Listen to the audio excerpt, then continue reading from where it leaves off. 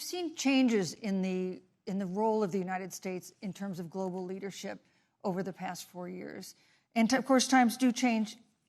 What's your definition? We've seen strains with China, of course, as the Vice President mentioned. We've seen strains with our traditional allies in NATO and elsewhere. What is your definition of the role of American leadership in 2020? So, you know, I love talking with Joe about a lot of these issues. And, you know, Joe, I think he said it quite well. He says, you know, foreign policy, it might sound complicated, but really it's relationships. So just think about it as relationships. And so we know this in our personal and professional relationships. You got to keep your word to your friends. Got to be loyal to your friends. People who've stood with you, got to stand with them. You got to know who your adversaries are and keep them in check. But what we have seen with Donald Trump is that he has betrayed our friends and embraced dictators around the world. Let's take, for example, Russia. So, I serve on the Intelligence Committee of the United States Senate. America's intelligence community told us Russia interfered in the election of the President of the United States in 2016 and is playing in 2020. Christopher Wray, the director of the FBI, said the same. But Donald Trump, the commander-in-chief of the United States of America, prefers to take the word of Vladimir Putin over the word of the American intelligence community. You look at our friends at NATO.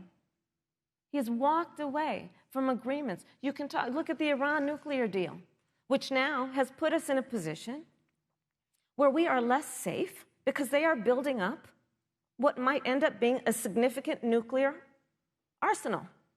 We were in that deal, guys. We were in the Iran nuclear deal with friends, with allies around the country. And because of Donald Trump's unilateral approach to foreign policy, coupled with his isolationism, he pulled us out and has made America less safe. So, Susan, it's about relationships.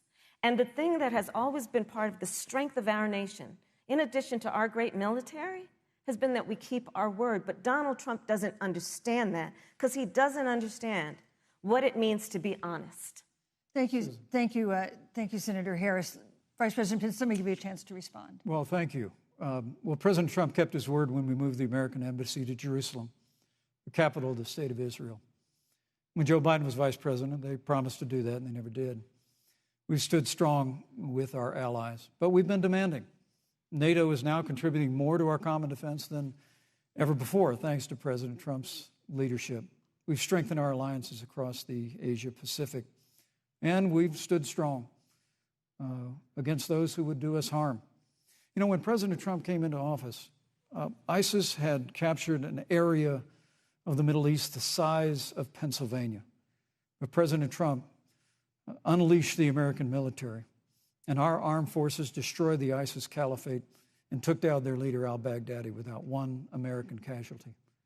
Al-Baghdadi was responsible for the death of thousands. But notably, America's hearts today are with the family of Kayla Mueller, her parents of which are here with us tonight in Salt Lake City. Today, 2 of the ISIS killers responsible for Kayla Mueller's murder were brought to justice in the United States. Jihadi John was killed on the battlefield along with the other beetle. The reality is that when Joe Biden was vice president, we had an opportunity to save Kayla Mueller. It breaks my heart to reflect on it, but the military came into the Oval Office, presented a plan. They said they knew where Kayla was. Baghdadi had held her for 18 months, abused her mercilessly before they killed her. But when Joe Biden was vice president, they hesitated for a month. And when armed forces finally went in, it was clear she'd been moved 2 days earlier. And her family says with a heart that broke the heart of every American that if President Donald Trump had been president, they believe Kayla would be alive today. Thank you, Vice Look, President. we destroyed the ISIS caliphate.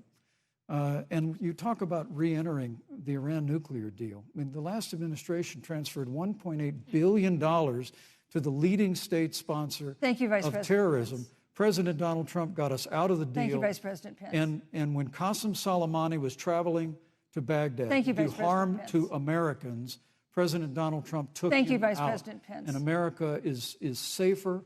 our allies are safer, and the American people know President Donald Trump will never Thank you, Vice President take Pence. action. I would like to give Senator Harris a chance to respond, but not at such great length, because, of course, there are other topics we want to talk about. But I would like equal time. Yes.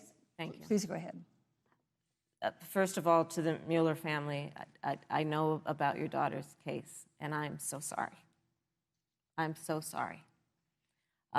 What happened to her is awful, and it should have never happened. And I know Joe feels the same way. And I know that President Obama feels the same way.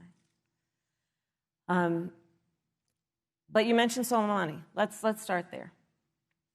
So after the strike on Soleimani, there was a counter strike on our troops in Iraq. And they suffered serious brain injuries. And do you know what Donald Trump dismissed them as? Headaches.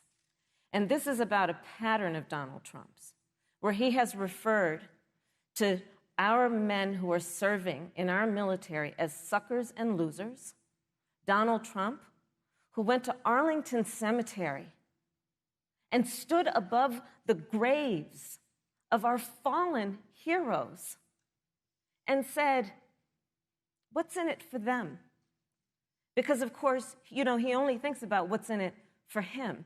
Let's take what he said about John McCain, a great American hero. And Donald Trump says he doesn't deserve to be called a hero because he was a prisoner of war. And this is very important when you want to talk about who is the current commander-in-chief and what they care about and what they don't care about. Public reporting that Russia had bounties on the heads of American soldiers. And you know what a bounty is?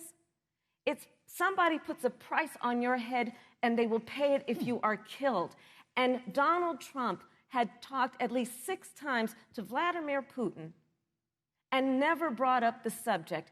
Joe Biden would never do that. Thank you. Joe Biden would, but Joe Biden would hold Russia to account for any threat to our nation's security or to our troops who are sacrificing their lives for the sake of our democracy and our safety. Thank you, Senator Harris. This is such an important issue, but we have other important issues as well. And Susan, I want to make sure we have a chance I really have to talk to respond about to that. I'm, Look, she has 15 seconds because well, I got to have trying more to than keep, that. Look, well, I'm sorry, but Vice President Pence, you've had more time than she's had so far. The slanders against President Donald Trump regarding men and women of our armed forces are absurd. I'm sorry, Vice President Pence. My son is a captain in the United States Marine Corps. My son-in-law is deployed in the United States Navy. I can assure all of you, with sons and daughters serving in our military, President Donald Trump not only respects but reveres all of those who serve in our armed forces, and any suggestion otherwise is ridiculous. Thank you, Vice President Pence. The American people deserve, Susan, the American people deserve to know. Vice President Pence, I did not, excuse me, Susan, I did not create the rules for tonight. Joe Biden. Your campaigns agreed to the rules for tonight's debate with the Commission on Presidential Debates. I'm here to enforce them, which involves moving from one topic to another.